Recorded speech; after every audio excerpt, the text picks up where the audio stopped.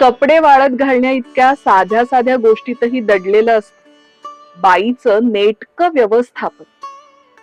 ती कपड्याची आतली बाजू बाहेर काढते आणि तसे उलटे उन्हात वाळत घालते.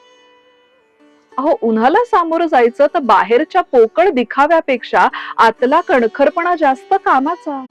अगदी पहिल्या उन्हालगतच्या दोरीवर ती घालते घरी घालायचे जुने विटके कपडे. अहो, घरचे कपडे भक्कमपणे विना तक्रार सगळं सांभाळतात म्हणून बाहेर घालायचे कपडे दिमाखात वावरतात. हे तिच्या इतकं कोणाला कळणार?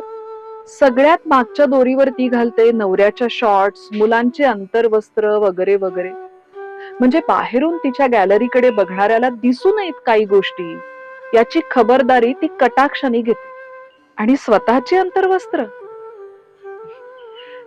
ती तर बाई दडवून घालते इतर कपड्यांच्या खाली, अगदी वाळली नाही